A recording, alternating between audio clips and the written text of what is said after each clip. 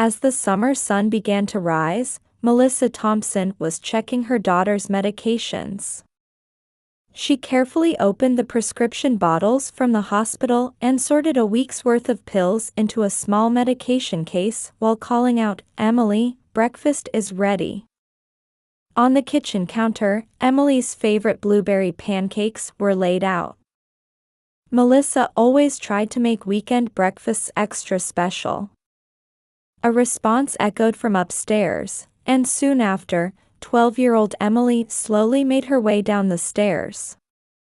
Behind her, 8-year-old Sophia bounded down energetically. Emily's color looked good, and her condition had been stable these past few weeks. "Sophia, no running on the stairs," Melissa gently admonished. For the past 3 years since losing her husband, she had been raising her 2 daughters alone. Working as a sales director at Sunbelt Insurance while managing Emily's rare disease treatment kept her constantly on the move. Still, seeing her daughter's smiles made every hardship worthwhile. It was their usual morning scene. Emily carefully cut her pancakes while Sophia asked, "Can I play with Jessica after school today?"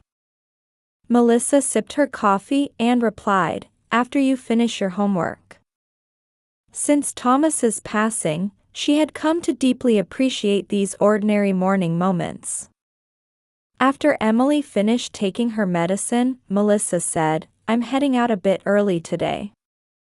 I have an appointment with Grandma."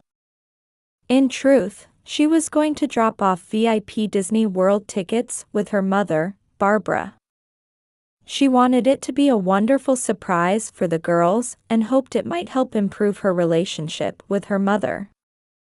Barbara Wilson lived in an upscale Winter Park neighborhood with her wealthy husband, who ran a successful real estate business.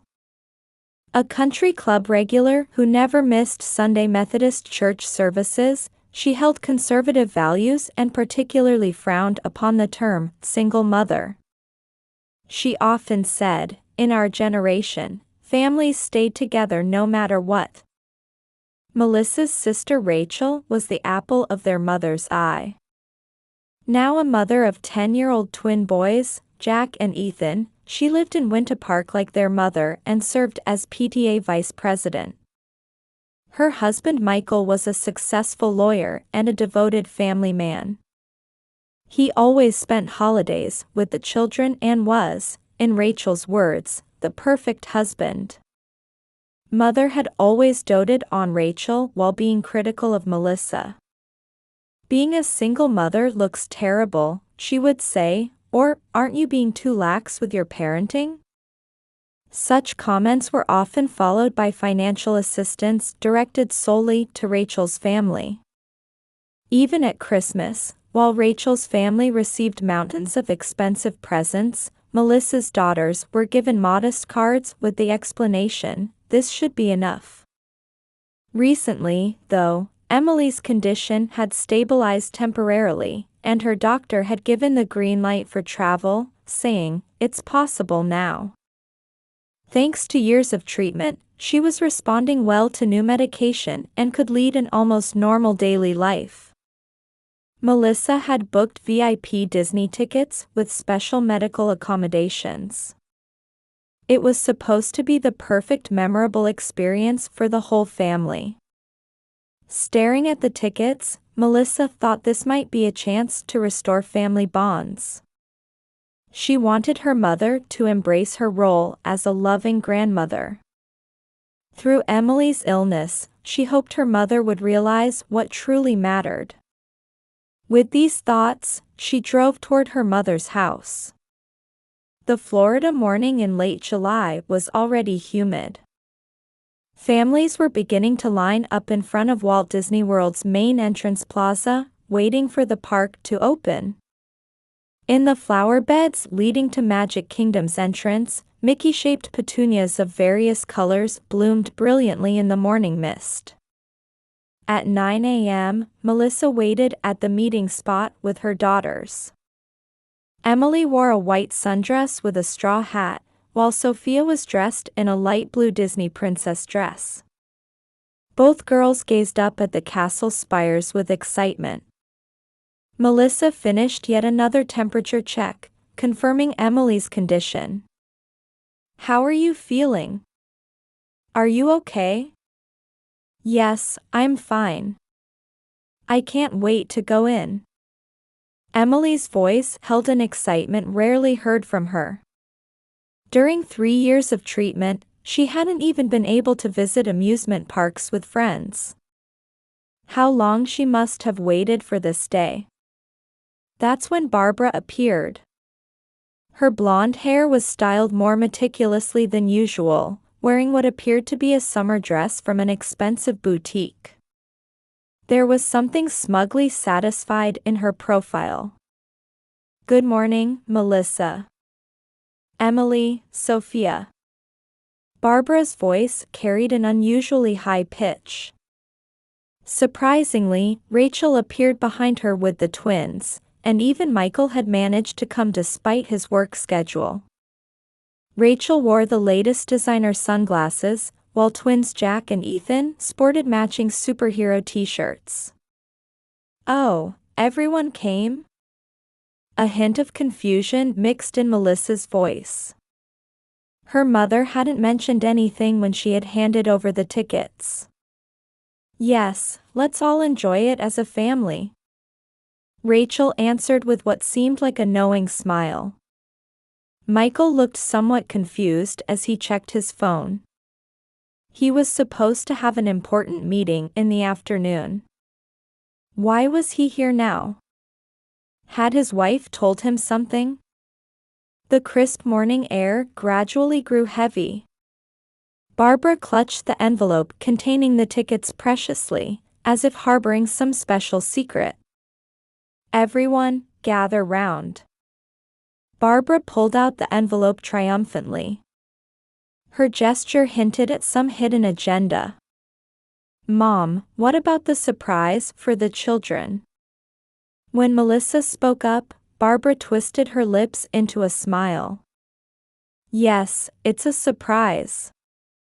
But I made some changes." Rachel put her hands on the twins' shoulders, giggling. "Children, Grandma has good news." Her voice carried a somewhat victorious tone. Around them, families continued to gather. Children wearing Mickey ear headbands, tourists munching on cinnamon rolls for breakfast. Everyone was looking forward to the start of a fun day. Yet around Melissa's family, an unnatural tension hung in the air. Just as they were about to present their tickets in the entrance line, Barbara spoke up with an expression as if settling an old score. "Actually, I changed the names on the tickets. Not for your children, but for Rachel's children." Those words cut through the morning air. "Thank you, Mom. The kids are just thrilled." Rachel's voice rang out unnecessarily loud. Melissa slowly took out her phone. The screen displayed her pre-booked digital tickets, VIP tickets with special medical accommodations. Tears welled up in Emily's eyes. She was clearly trying hard to hold them back. This special day she had looked forward to for months, the day that was supposed to reward her for enduring treatment. Sophia, being the younger sister, squeezed her sister's hand tightly. Though still young, she seemed to sense the gravity of the situation. The twin boys looked confused. Jack asked his mother, "Mom, what's going on?" but Rachel brushed it off with, "I'll explain later." Michael, returning from a work call, sensed the situation. His expression darkened. "What's going on here?" Barbara waved her hand elegantly, declaring, "Just a minor change," as if her actions were completely justified. Rachel sided with her mother. "I think Mom's decision is right. After all, Emily's not feeling well, is she?" At those words, Emily's shoulders trembled slightly. Melissa took a deep breath and said as calmly as possible, "Well then, shall we head to the entrance gate?" In the tense atmosphere, the group began walking toward the departure lobby. Near noon, Magic Kingdom's main entrance was overflowing with tourists. Under Florida's scorching sun, the serpentine line twisted and turned. Children's excited voices, smartphone camera shutters, and cheerful music from speakers all blended together. Emily stood quietly in line. Usually, the heat would make her feel ill, but today she was desperately enduring it. Sophia held her sister's hand, occasionally peering at her face with concern. "It's so hot." Barbara wiped her forehead with an expensive-looking handkerchief. She still gripped the envelope with the tickets.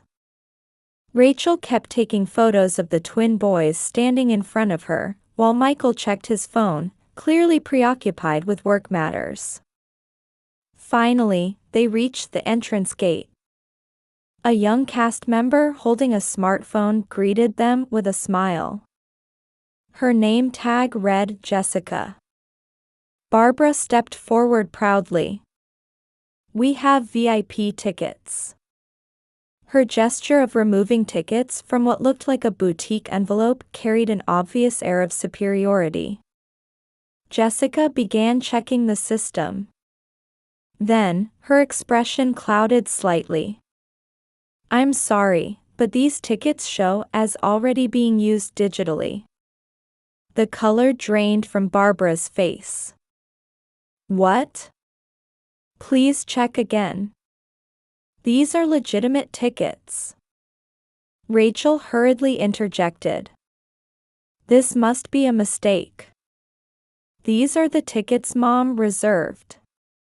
At that moment, Melissa quietly stepped forward. She took out her smartphone and displayed the screen. "These are the legitimate tickets. VIP tickets with medical accommodations that I reserved 3 months ago." Michael began to understand the situation. "I see. These were special tickets with medical accommodations for Emily's treatment." People around them began to sense what was happening. Mothers with children cast sympathetic glances at Emily. Barbara and Rachel's faces gradually turned red. Just then, another cast member appeared. Her name tag read Judy. She approached the group with a warm smile. "Please wait a moment, everyone. We'll handle this as a special situation." Judy's voice carried the assured composure of years of experience as a cast member. The group was led to a back room. In the air-conditioned room, Judy carefully assessed the situation. Melissa began explaining. "My daughter Emily has been undergoing treatment for a rare disease for 3 years. Finally, her condition stabilized, and her doctor gave permission for travel." While showing the diagnosis and treatment progress saved on her phone, Melissa continued.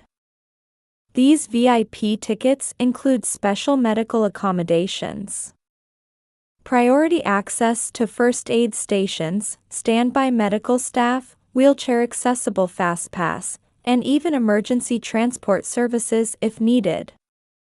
Judy listened intently, nodding deeply. She occasionally checked information on her dedicated tablet and took notes. "By trying to change the reservation, your mother and sister almost prevented Emily from receiving necessary medical services." Judy's voice was gentle, but her words carried weight. Barbara and Rachel's expressions froze. Michael looked at his wife and mother-in-law sternly. The twin boys, seeming to grasp the seriousness of the situation, moved closer to Emily. "Grandma, why did you change Emily's tickets without asking?" Ethan's innocent question cut through the heavy atmosphere. Judy checked her tablet again and offered a warm smile. Don't worry. We'll handle this specially according to Disney's guest service recovery policy. She efficiently began arranging additional tickets. In another backroom, coordination with the medical response team had already begun. Our wish is for all children to create wonderful memories. I sincerely hope we can deliver special magic to everyone today. At Judy's words, the room's atmosphere gradually softened. Regret appeared in Barbara's eyes for the first time. Rachel cast apologetic glances at her nieces. Thank you so much, Michael said with sincere gratitude. His voice seemed to carry hope for the family's future. In a corner of the room, Emily and Sophia had started talking with the twins. The children's innocent laughter would eventually begin to melt the walls between the adults. The warm air conditioning breeze announced the start of a new day. Outside the window, Cinderella Castle sparkled in the morning light, as if watching over the beginning of this family's new chapter. The special reception room in Magic Kingdom's back room was a quiet space separated from the park's bustle. Surrounded by walls adorned with Walt Disney's photos and early Mickey Mouse sketches, the group sat at a round table. The comfortable air conditioning gently eased the tense atmosphere. Judy distributed lemonade to everyone and discreetly stepped out. With 40 years of experience as a cast member, she knew this moment would be crucial for the family. A moment of silence followed. The children were in another room, enjoying Disney character coloring books with a dedicated cast member. Their laughter faintly filtered through. Let me speak, Melissa quietly began. Since Thomas passed away, every day has been a battle. Her voice trembled slightly, as if holding back deep emotions. Working as an insurance company's sales director while managing Emily's treatment. Going back and forth between hospitals and work all day. Sometimes calling ambulances in the middle of the night for fevers. But during those times, Melissa took a deep breath and looked at her mother. Mom, you always said things like being a single mother looks bad, or if you tried harder, you could find a better treatment center. Always just those kinds of words. Barbara's hands trembled slightly on the table. What I wanted wasn't just advice. I wanted your love, Mom. What Emily and Sophia wanted was the warmth of a normal grandmother. A tear rolled down Melissa's cheek. These Disney tickets. I entrusted them to you because I thought it could be a chance to repair our relationship. Michael quietly interjected. Let me say something too. His expression was more serious than his usual gentle demeanor. Yes, our family is financially blessed. But that's no substitute for love. What children really need isn't material luxury.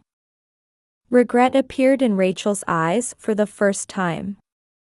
The support she had taken for granted from her mother, she was finally realizing how it had hurt her sister's family. I'm sorry. Rachel's voice trembled. I only thought about myself. The children's toys, brand name clothes, expensive lessons. But Emily's illness. At that moment, Barbara slowly stood up. Michael supported her as she swayed slightly. Melissa. I was wrong. Barbara's voice was weaker than they had ever heard it. I was so focused on pride and appearances. I couldn't see what really mattered. Large tears fell from her eyes. Emily's illness, your struggles, I pretended not to see any of it. Because I didn't want to admit it. I was afraid of my perfect family image crumbling. Barbara walked unsteadily toward Melissa. Please, please forgive me. Mother and daughter shared their first true embrace after so long. Rachel joined them, their tears mingling together. Then the children returned. Emily and Sophia, Jack and Ethan. They held a huge family picture they had drawn together. Look. It's a picture of our family. Emily proudly held up the drawing. It showed Grandma, Mom, Aunt, Uncle, and cousins, all holding hands in a circle. Judy quietly opened the door and entered with a smile. Everyone, I've prepared something special. She unfolded a map. It showed a special route designed with Emily's condition in mind. Everything was carefully planned, from fast pass times to rest points and first aid station locations. I hope you can all create wonderful memories today. At Judy's words, the room filled with warmth. Outside the window, Cinderella Castle sparkled in the morning light, as if watching over the beginning of this family's new chapter. Looking at the picture the children had drawn, Barbara quietly made a vow. From now on, she would be a good grandmother in the true sense. She would face her family with genuine love, not appearances or pretense. Michael took out his phone and called his company. I'm spending today with my family. A simple statement, but it carried deep resolve. Hours after the morning's confusion, in this special room, the family was beginning to discover new bonds. In Orlando Children's Hospital's waiting room, soft autumn sunlight streamed through the windows, gently illuminating children's drawings on the walls. Emily returned from her examination to the waiting room. Her expression showed unprecedented brightness. Emily, how did it go? Melissa sat close to her daughter. Emily nodded with a smile. The doctor said I'm doing much better. Barbara approached with coffee. Since the Disney incident 3 months ago, she had been accompanying them to weekly checkups. Her expensive brand name clothes had given way to a warm hand-knitted cardigan. Oh, that's wonderful. Barbara gently stroked her granddaughter's head. Her gesture showed no trace of her former affected manner. In one corner of the waiting room, Rachel was talking with a girl in a wheelchair. Since the Disney incident, she had started volunteering to support children with disabilities. Every Tuesday and Thursday, she would visit the hospital between work hours, making it her routine to play with children in the waiting room. Emily. Look what we made. Twins Jack and Ethan ran up with their drawings. Drawing with the hospital children had become their joy. Wow, that's so good. Sophia joined in, and the children became impromptu art teachers in a corner of the waiting room. Things have really changed. Melissa murmured. Her eyes held a warm light as she looked at her mother. Barbara heaved a deep sigh. That day, watching Judy's response, I realized something. The importance of showing kindness to others. That there are things more important than appearances and what others think. She glanced toward the nurse talking with the hospital's volunteer coordinator. I'm starting volunteer work here next week. Tears welled up in Melissa's eyes. I've learned in these 3 months. True love isn't about money or social status. Emily's smile, Sophia's kindness, and your strength. That's where my pride should have been. Rachel joined them, and the 3 embraced. Other patient families watched with warm gazes. Oh, a message from Michael. Rachel checked her smartphone. He says the Christmas vacation reservations are confirmed. The whole family was planning to visit a ski resort in Colorado for Christmas. They had chosen a low-altitude resort considering Emily's condition and had already coordinated with medical facilities. Emily, aren't you excited about skiing? Barbara smiled at her granddaughter. Yes. The doctor said it's okay. But you know what? I'm more excited about drinking hot chocolate together with everyone. The adults couldn't help but smile at Emily's innocent response. Just then, the waiting room door opened, and a familiar face appeared. It was Judy. After retiring, she too had started volunteering at the hospital. The children ran to her. Judy gently embraced each one. I have special news today. Judy took out an envelope. It was an invitation to the hospital's charity event. We're planning a special show for the Christmas season. Of course, we'd love to have all of you participate. Barbara and Rachel immediately showed their support. Both had already become actively involved in various hospital activities. Melissa also volunteered to handle fundraising, putting her work experience to use. I think we'll make a wonderful team. Everyone nodded at Judy's words. Outside the window, Orlando's cityscape gleamed in the autumn sunlight. On the waiting room wall hung the new family picture Emily and the others had drawn. It showed everyone they had met, hospital staff, volunteers, and all the people they had encountered. Everyone holding hands in a big circle. Hey, Grandma. Emily snuggled close to Barbara. You know what? I want to become a doctor when I grow up. I want to help sick children. Barbara gently embraced her granddaughter. You can definitely do it. Melissa quietly watched the scene. The incident at Disney World 3 months ago had indeed been a painful experience. But without it, perhaps they wouldn't have found this happiness. Family shapes sometimes change in unexpected ways. But sometimes those changes can create new bonds. Melissa now truly believed this. In the warm atmosphere of the waiting room, their new family story continued to unfold, quietly but surely.